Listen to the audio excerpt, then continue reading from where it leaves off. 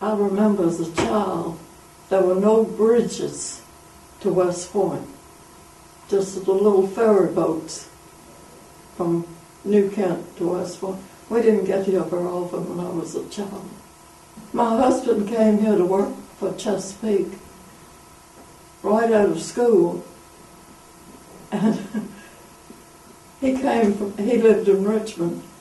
He rode the train down. He'd never heard of West Point. And he rode the train down. And he got out of the train and someone was standing there and he said, "Where's the streetcar?" He wanted to go up for his interview. And someone said, "Man, ain't no streetcar in West Point." When I was little, we had a big ice plant over on Kirby Street, and I loved to go there, and it was freezing cold inside. They'd have these big, huge blocks of ice, and I'd stand in there and watch the guys with those huge ice picks just go right down the line, and those blocks would come off exactly where he wanted it to, you know. And they delivered ice down Main Street in a truck, and tipped off what would fit into your refrigerator and brought it in those big tongs, and then go back out and, going back up the street. Oh, well, we had the community house, which was on the corner of 9th and Main, as Peggy, I think, was saying. And they just recently, in the last couple of years, tore that down, and it broke my heart because they had conducted different programs in this community house. It was a community house. I went there for art lessons. I never could draw. I can't draw today, but I did. I had a picture for many years of this beautiful flower that I drew. That was all that I've learned to draw. And then later on, they had dance classes, and my mother, every time something changed, I was right there signing up, boy, whether I wanted to or not, There were many functions there. At first, library was in that building. And by the way, I took tap dancing there from a lady by the name of Merle Jones, and used to go up to Miss Olson's, who was the founder of that community house, and dance for her and put on programs for the women's club and that type of thing. There was a little bit of everything there. I even had my wedding reception there in 1950. Now, I'm very familiar with the pickle factory because my first job was there repairing wooden crates, 10 cents an hour. But what they did there, they put up dill pickles. Some of the manpower came from Indian reservation, and the rest of them were ladies, they sorted pickles. And they would put up dill pickles in barrels, and down in the basement there, they have hundreds of barrels, and the uncles on top almost like a cure. I fished many a dill pickle out of those barrels. I love dill pickles. Then they had all pickles upstairs, all kind of what they did, they have the smaller pickles, real small ones, the sweet pickles, and then big pickles. They put them in big barrels outside. They shipped all that to Baltimore in barrels, and then with cucumber trucks would line up all the way up to the highway to wait to be unloaded. Now, when the cucumbers were kind of over, they went to watermelon rinds. See? Well, they had trucks lined up in watermelon rinds. What they would do is remove the green, open up, cut the hearts out, throw it down a bank. That bank would be red with watermelon. I lived just across the field from the pickle factory. Brought in a big power plant right there near me. I could hear the diesel boom, boom, boom, boom all day and night. What happened that they brought a power plant in here, big brick building, a diesel, and they need somebody to operate it.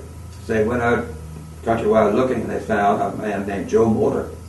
So they had a home right on the water there for him. That's right there by the old granary where it is located today on Pamunkey Avenue. They got him in here to operate that. Well, that's the beginning of the Motor family here because they wanted to operate the service station, Motor service station, over all these years. Now, that's the family. That's how they got involved in the service station because he was operating that diesel. It looked like all of the home bases that I remember had been just destroyed because of, I guess in the name of progress, but I remember on 14th Street there were homes there They are no longer there. You see a highway and cars coming in and out. But I remember when around the corner from me was a service station owned by a African American entrepreneur. There was a funeral home, which formerly was a restaurant owned by a teacher, a principal. And then there was a resident home where the Binghams lived. There was the Temperance house, and then there was the Edwards house. And across the street there was something like a restaurant owned by the Franklin Building.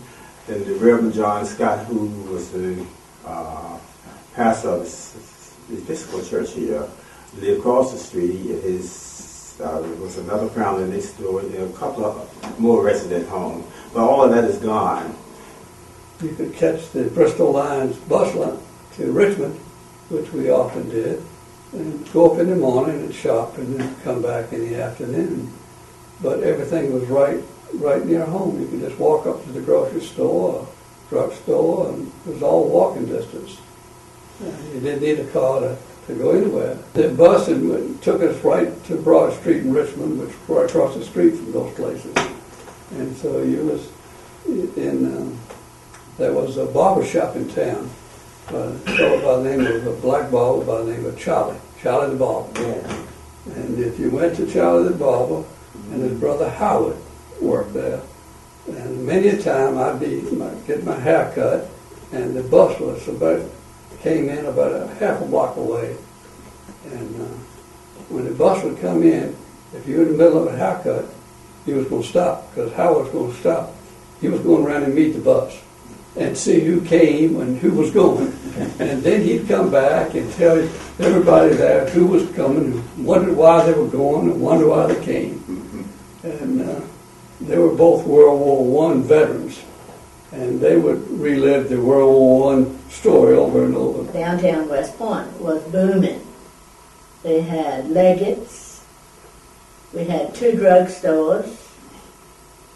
Of course, we always have insurance agents and banks, that type of thing.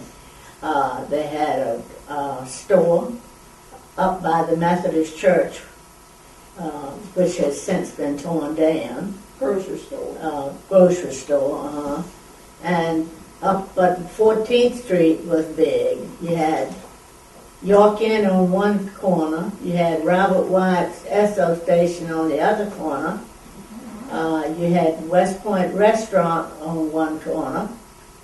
And So there's York Supply, and you had a York Inn. York Inn was across the street from the West Point Restaurant.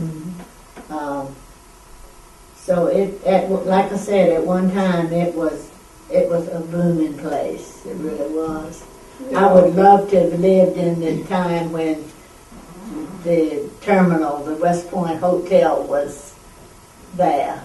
Southern Railway stopped right. This was the easternmost terminal for the Southern Railway. Anyway, when they moved to Portsmouth, we stopped having the degree of guests at the hotel, so the owner turned it into a boarding house. The boarding house, my grandfather, when we first married in the teens, lived there with my grandmother as a boarding house. And it burned in sometime in, I'm thinking 26 or something like that. And the owner was a good friend of my grandfather's. And their friendship enabled my grandfather to be given a picture as a souvenir that survived the fire. Whether there are any more, how many, I don't know, but that's the only one I've ever known of. So that's one of the original pictures, the picture in bold at the Terminal Hotel. There's a lot of speculation as to how that building burned, and I know how it burned. It's not. You don't see it written anywhere. But an old fireman came up to me when I first came back to West Point after coming back from Vietnam, and he was going to tell me how the fire started. He said, "Well, come around the corner." He was like whispering. I was right on the street. Now, what's this big deal? And back then, you didn't talk about prominent people doing non-prominent things. Well, anyway, he said that I was the first one on the scene, and the fire started in the basement, and the owner's still in the basement blew up. And he swears that was the truth. Well, to me, that was one person telling me one thing.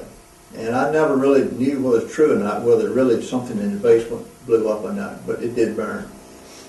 And when we started the West Point Historical Society, our first quarterly meeting, we had Dale Perry, who sat here, and Jesse Robinson, same age, talked to us about times living in West Point. And one of the things Jesse brought up was she was at Beach Park, which is right at the end of Main Street, right down here. Terminal Hotel was also on First Street. And she was at Beach Park playing as a little kid, and they heard this noise, and they looked over toward the hotel and saw this smoke coming out of the basement. So that's the second person that told me. So that kind of confirmed the story about how what really caused it to burn down. So I remember when it wasn't Main Street. You came in around by the cemetery, by Mr. Guyer's place, down on what is now Lee Street. And then when they put in Route 30, they changed it and brought it down by the mill and did away with the liquor pond that was out there. And that has been moved across the railroad tracks now. But the main street then was on what is now Lee Street. That's where we came in to town.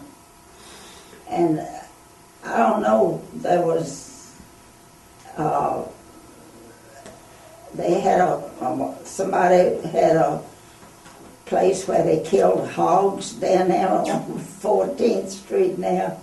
And you could hear the pigs squealing at school when they would bring a hog in and cut it up and package it all for people, grinded the meat into sausage if they wanted it and what have you. It was a different life.